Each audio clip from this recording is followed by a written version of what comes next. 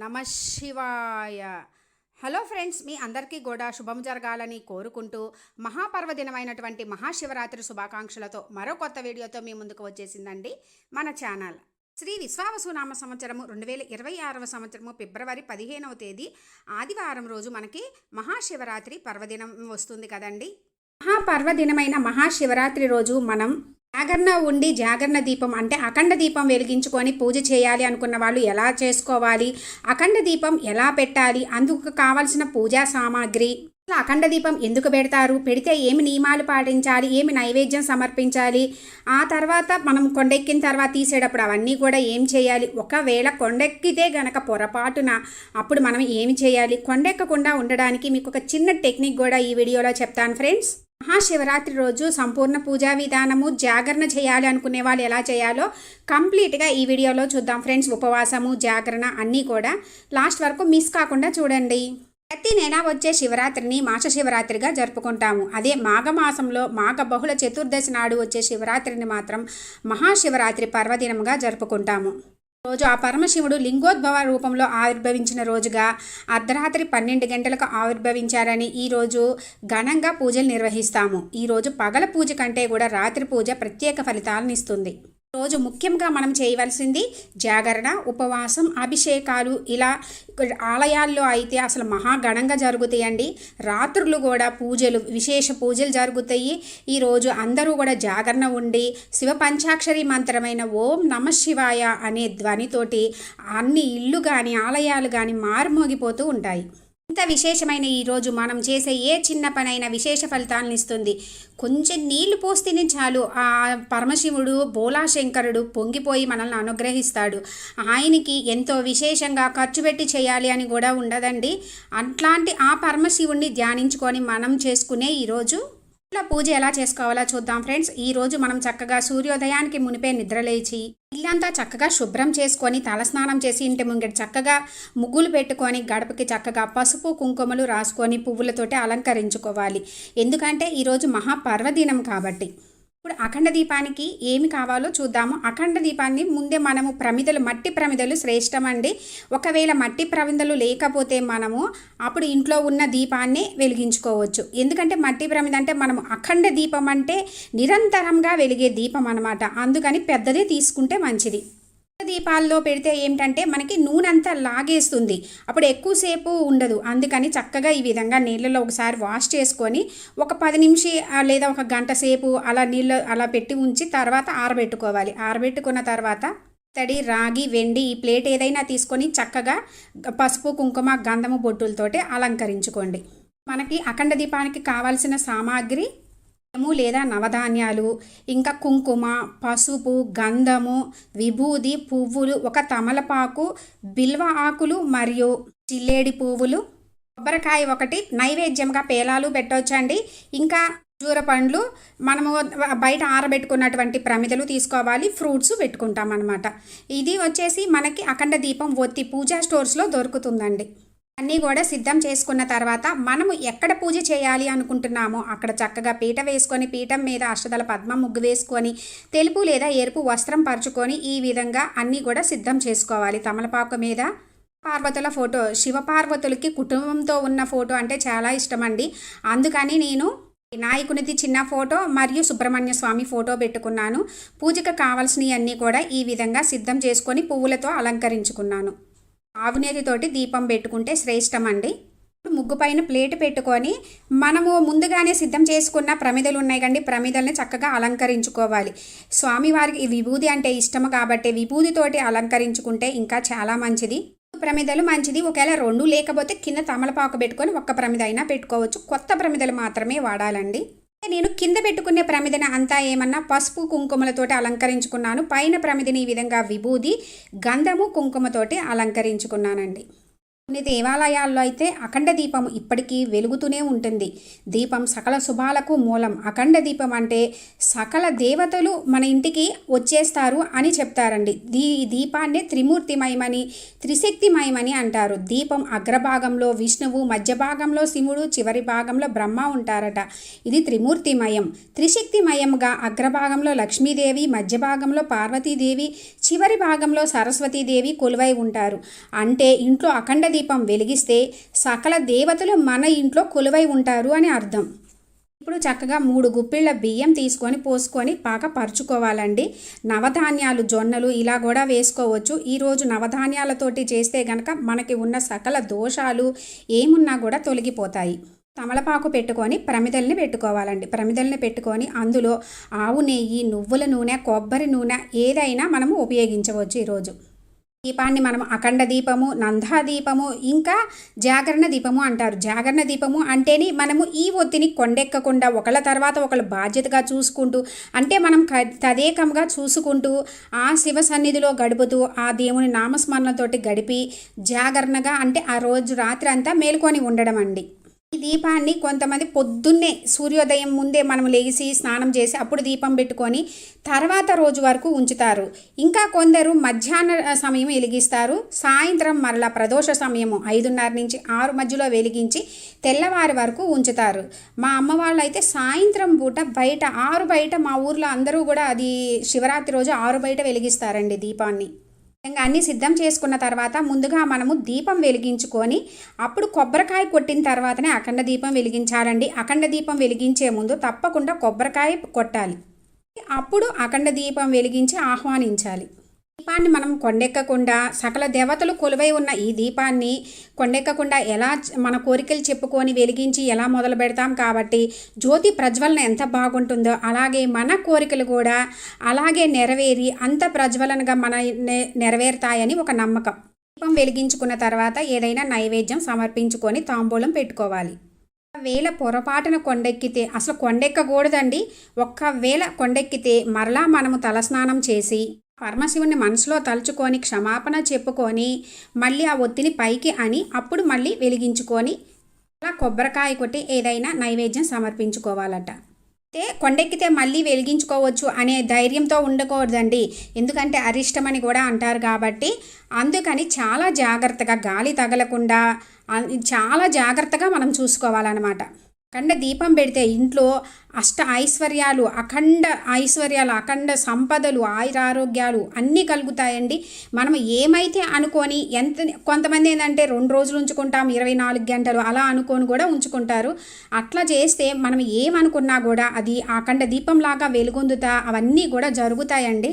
అప్పుడు మన పెద్దవాళ్ళు అయితే తీర్థయాత్రలకి అలా వెళ్తున్నప్పుడు ఇలాగే అఖండ దీపం పెద్దది ఇంట్లో వెలిగించి వాళ్ళు వచ్చే వరకు కూడా ఇంట్లో అట్లా అంటే చీకటిగా ఉండకోకుండా అని ఆ దీపం వెలిగించి వచ్చే వరకు కూడా వెలుగుతూ ఉండాలని చెప్పుకొని అంతే వాళ్ళు కూడా తిరిగి వచ్చే వరకు జాగ్రత్తగా రావాలని అనుకొని వెళ్ళేవాళ్ళట అని చెప్తారు మన పెద్దవాళ్ళు. ఆ విష్ణువు అలంకార ప్రియుడు, ఆ పరమేశ్వరుడు అభిషేక ప్రియుడు. అందుకని ఈరోజు తప్పకుండా మనం అభిషేకం చేసుకోవాలి. పంచామృతాలతోటి అభిషేకం చేస్తే పంచామృతాలతోటి అభిషేకించడం వలన మనకి అన్ని దోషాలన్నీ తొలగిపోయి సకల సంపదలు, అష్టైశ్వర్యాలు కలుగుతాయి. మనం అనుకున్నవన్నీ కూడా నెరవేరుతాయి. పాలతోటి అభిషేకం చేస్తే సర్వ సౌఖ్యములు, పెరుగుతోటి అభిషేకించిన బలము, ఆరోగ్యము, ఆవు నెయ్యి ఐశ్వర్య ప్రాప్తి, తేనెతో అభిషేకించిన తేజవృద్ధి కలుగుతుంది. తోటి చేయడం వల్ల దుఃఖనాశం. ఇలా పంచామృతాలు ఇంకా మనకి వేరే ఫ్రూట్స్ తోటి ఇలా చేస్తే చాలా మంచిది. ఈ అభిషేకం ఎలా చేయాలి, ఏమి సమర్పిస్తే ఏమి ఫలితాలు కలుగుతాయి, ఎలా చేసుకోవాలి అనేది క్లియర్గా రేపు వీడియో అప్లోడ్ చేస్తాను ఫ్రెండ్స్, మిస్ కాకుండా చూడండి. ఇన్ని చేయలేకపోయినా మనము కొంచెం నీళ్లు సమర్పించి విభూది సమర్పించిన మనకి ఈ జగత్తులో ఉన్న పుష్పాలు, ఫలాలు అన్నీ ఒక చోట చేర్చి ఆ శివుణ్ణి అభిషేకిస్తే కలిగే ఫలితం కలుగుతుందట. ఆకులతో కూడిన త్రిదళం అంటే బిల్వాన్ని సమర్పిస్తే మనకి డబ్బులు మన వస్తూనే ఉంటాయి అంటండి డబ్బులు. మళ్ళీ ఆరోగ్యం కలుగుతుంది, విశేష ఫలితాలు కలుగుతాయి. జిల్లేడు పూలతోటి కనుక మనం ఈరోజు పూజ చేస్తే కూడా చాలా మంచిది. జాగరణ చేయడము అనంటే మనము రాత్రంతా మేల్కోవడము, ఆయన ధ్యానంలో మేల్కొని ఉండడము, దేవునికి సంబంధించిన పాటలు, శ్లోకాలు, భజనలు చేస్తూ ఉండడం. అలా అని టీవీ చూడడం కాదండి. అయితే ఇలా జాగరణ ఉండలేని వారు ఒకటి తర్వాత ఉండలేకపోతే గనక మంచం మీద కాకుండా కింద పడుకోవచ్చట. అభిషేకం చేయాలనుకున్న వాళ్ళు చక్కగా అభిషేకం చేసుకొని ఇప్పుడు ముందుగా మనం ఏ పూజలకైనటువంటి అడ్డంకులు లేకుండా ముందు చేయమని చెప్పి ఆ గణనాథుని పూజిస్తాం కాబట్టి ఆ గణనాథునికి గణపతి అష్టోత్తరము ఇంకా గణపతికి సంబంధించినవి అన్నీ కూడా చదువుకొని స్వామివారికి అక్షింతలు పువ్వులు సమర్పించి దీపం చూపించి తర్వాత నైవేద్యం సమర్పించుకోవాలి. తర్వాత పరమశివుని అంటే పార్వతీ పరమేశ్వర్ల ఫోటో ఉంటుంది కదండి, ఈరోజు అందులో పార్వతీ పరమేశ్వర్ల వివాహం కళ్యాణం జరిగిన రోజు కూడా కాబట్టి పార్వతీ పరమేశ్వర్ల చక్కగా అక్షింతలతోటి పువ్వులు మరియు ఇంకా కుంకుమ ఇవి అన్నిటితో పూజ చేసుకుంటే మంచిది. ఈరోజు తప్పకుండా స్వామివారికి తెలుపు రంగు అంటే ఇష్టం కాబట్టి తెల్లటి పువ్వులు వాడితే చాలా మంచిది. అష్టోత్తరము ఇంకా అష్టకము శివ పంచాక్షరి స్తోత్రము ఇవన్నీ ఒకవేళ చదవలేకపోయినా శివ పంచాక్షరి స్తోత్రమైనటువంటి ఓం నమ శివాయ అని 108 సార్లు చదువుతా మనము అభిషేకము కానీ స్వామివారికి పూజ కానీ అన్నీ చక్కగా చేసుకోవచ్చండి. బిల్వపత్రాలు మరియు మారేడు దళములు పువ్వులు అక్షింతలు లేడి పువ్వులు అన్నిటితోటి మనము పూజ చేసుకోవాలి. ఆ తర్వాత సుబ్రహ్మణ్య స్వామి పటం దగ్గర కూడా మనము అక్షింతలు పువ్వులతోటి చేసుకోవాలి.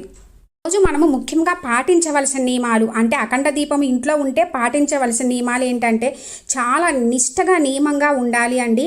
అవి దీపం వెలుగుతూ ఉన్నంతసేపు ఇంట్లో చెడు పనులు కానీ తిట్టుకోవడం కొట్టుకోవడం ఏమీ చేయకూడదు, ప్రశాంతంగా ఉండాలి. దీపం పెట్టినప్పుడు మనం దేవుడి రూమ్లో చేసామనుకోండి డోర్స్ ఓపెన్ చేసి ఉంచాలి, క్లోజ్ చేయకూడదు. చక్కగా అఖండ దీపానికి కూడా పువ్వులు అక్షింతలు స్వామివారికి ఎంతో ఇష్టమైనటువంటి బిల్వ దళాలు మరియు జిల్లేడి పువ్వులు వీటన్నిటితోటి మనం అఖండ దీపానికి కూడా పూజ చేసుకోవాలండి. అఖండ దీపం ఇంట్లో ఉన్నప్పుడు తప్పకుండా పాటించవలసిన నియమాలు కూడా ఉన్నాయండి. నియమంగా నిష్టగా చేయాలి. అఖండ దీపం వెలుగుతూ ఉన్నంతసేపు ఇంట్లో చెడు పనులు చేయకూడదు, తిట్టుకోవడం కొట్టుకోవడం ఇలాంటివి చేయకుండా ప్రశాంతంగా ఉండాలండి. ఉపవాస విధానం ఏంటంటే మనం ఈరోజు పొద్దున పూట నుంచి ఉపవాసం మొదలుపెట్టి తర్వాత రోజు ఉదయం వరకు ఉపవాసం ఉండాలి. వండిన ఉపవాసం ఉంటే మంచిది. ఉండలేని వాళ్ళు ఫ్రూట్స్ అంటే వండినవి కాకోకుండా ఫ్రూట్స్ తేనె నీరు కొబ్బరి నీరు ఇలాంటివి తీసుకోవచ్చు. ఉండకూడని వాళ్ళు ఎవరంటే గర్భిణీలు చిన్నపిల్లలు వృద్ధులు ఇలాంటి వాళ్ళు ఉండకూడదండి. ఒకవేళ పిల్లలకైతే ఉండలేకపోతే గనక చిన్న పలహారాలు అంటే ఇడ్లీ కానీ ఉప్మా రవ్వ ఇలాంటివి తినవచ్చండి. తర్వాత రోజు పొద్దున వరకు మనం ఉపవాసం ఉండాలండి. ఇది ఉపవాస విధానము. ఇప్పుడు మనం చక్కగా పూజ అంతా చేసుకున్న తర్వాత ధూపదీప నైవేద్యాలు సమర్పించుకొని ఆ తర్వాత మనము చక్కగా హారతి ఇచ్చుకోవాలి. కుదిరితే మళ్ళీ కొబ్బరికాయ కొట్టుకొని హారతి ఇచ్చుకోవచ్చండి. స్వామివారి ఏమన్నా హారతి పాటలు ఏమన్నా పాడుకుంటా ఏమన్నా ఒకటి చదువుకోవచ్చు. బ్రహ్మమురారి సురాచితలింగం నిర్మల భాషిత శోభితలింగం జన్మజ దుఃఖ వినాశకలింగం తత్ప్రణమామి సదాశివలింగం. మన పూజ సమాప్తమవుతుంది. ఈ పూజని కొంతమంది పొద్దున్నే చేసుకుంటాము, లేదు సాయంత్రం ప్రదోష సమయంలో మొదలుపెట్టి చేసుకుంటామండి. ముఖ్యంగా ఈరోజు పూజ అయిన తర్వాత రాత్రి అంతా జాగరణ ఉండి జాగరణ అయిన తర్వాత మరుసటి రోజు వరకు కూడా జాగరణ ఉంటాము కదా. పొద్దున్నే 6 గంటలకల్లా 6 గంటల లోపలే పూజ చేసుకోవాలి. పొద్దున్నే లేచి చక్కగా ఇంట్లోకి మనం తినడానికి కావలసిన భోజనం అన్నీ కూడా చేసుకొని అంటే తలస్నానం చేసి చేసుకోవాలి. తలస్నానం చేసి అన్నీ సిద్ధం చేసుకొని మహా నైవేద్యం కూడా చేసుకొని స్వామివారి దగ్గర దీపం వెలిగించుకొని అన్నీ సమర్పించుకొని కొబ్బరికాయ కొట్టుకొని పూజ ముగించుకొని అప్పటితోటి మనకి ఉపవాస దీక్ష ముగుస్తుంది. ముందుగా మనము స్వామివారి దగ్గర పెట్టింది అంటే మనము ఉపవాస దీక్ష ముగించడం అంటే ఖర్జూరం తినాలండి.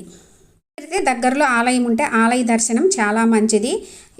ఇంటికి ఎవరినైనా ఒక్కళ్ళనైనా పిలిచి వాళ్ళకి భోజనం పెట్టిన తర్వాత మనము తింటే ఇంకా ఫలితం రెట్టింపు అవుతుంది. దీపం కొండెక్కకుండా ఇలా ఉండాలి అంటే మన దగ్గర మంచి కొత్తది ఏదన్నా రాయాలా ఏదన్నా ఉంటుంది కదండి. లేదు అంటే మనకి కొత్తవి ఉంటాయి కదా, శుభ్రంగా వాష్ చేసుకొని అఖండ దీపాన్ని కొంచెం పైకి ఈ విధంగా అని ఆ పైన మధ్యలోకి ఇలా పెడితే గనక మనకి ఒత్తి కిందకి రాదు కదా. రాకోకుండా అట్లా ఉండడం వల్ల రాదు. మనము చూసుకోకపోయినా కూడా అది కొండెక్కకుండా వెలుగుతూనే ఉంటుందండి. నాకు తెలిసిన చిన్న టెక్నిక్ ఫ్రెండ్స్. జాగరణ ఉండి అఖండ దీపం వెలిగించుకొని పూజ చేయాలి అనుకున్న వాళ్ళు ఇలా చేసుకుంటారండి. ఇది నాకు తెలిసింది, నేను చేసుకునే పూజా విధానాన్ని మీతోటి షేర్ చేసుకున్నాను. అఖండ దీపం వెలిగించుకోకుండా పూజ ఎలా చేసుకోవాలి, అభిషేకం సంపూర్ణ అభిషేకము ఎలా అనేది అవన్నీ కూడా వీడియోస్ అప్లోడ్ చేస్తాను ఫ్రెండ్స్. అన్నీ కూడా డిస్క్రిప్షన్లో లింక్ ఇస్తాను, ఇంట్రెస్ట్ ఉంటే విజిట్ చేయండి. అఖండ దీపము అనేది పెట్టుకోవడం ఆనవాయితీ అని కూడా అంటారండి. అట్లా ఉన్నది ఎవరైనా పెట్టుకోవచ్చు. ఇంకోటి ఏంటంటే ఒకవేళ ఇలా మట్టి ప్రమిదలు ఇలా కాకుండా కొత్త కొబ్బరికాయ కొట్టి హాఫ్ చిప్పు ఉంటుంది కదండి, అందులో ఆవు నెయ్యి వేసి బొట్లు పెట్టుకొని కూడా ఇలాగే సేమ్ మనము ఇదే ప్రొసీజర్ తోటి కూడా చక్కగా చేసుకోవచ్చు. తర్వాత రోజు దీపం అంతా కొండెక్కిన తర్వాత పువ్వులు అవన్నీ కూడా ఎక్కడ తొక్కని ప్లేస్లో వేయాలి. ప్రమిదలు అవన్నీ కూడా శుభ్రంగా వాష్ చేసుకొని మళ్ళీ ఉపయోగించుకోవచ్చు. పోసిన ధాన్యాలు కానీ బియ్యాన్ని కానీ తీసుకెళ్లి పూజారి గారికి దక్షిణతో ఇస్తే మంచిది. లేదంటే పక్షులకి వేసిన మనం ప్రసాదంగా చేసుకున్నా కూడా మంచిదే. నాకు తెలిసింది మీతోటి షేర్ చేసుకున్నాను ఫ్రెండ్స్. ఓం నమః శివాయ నమః. హర హర మహాదేవ శంభో శంకర. ఎంతో పరమ పవిత్రమైన ఈరోజు ఆ బోలాశంకరుడు అంటే వెంటనే అనుగ్రహించి కోరిన వరాలు నెరవేర్చే బోలాశంకరునికి మీ శక్తి కొలది మనస్ఫూర్తిగా పూజ చేసుకొని ఆ పరమేశ్వరుని అనుగ్రహం పొందాలని కోరుకుంటున్నాను ఫ్రెండ్స్. Thanks for watching.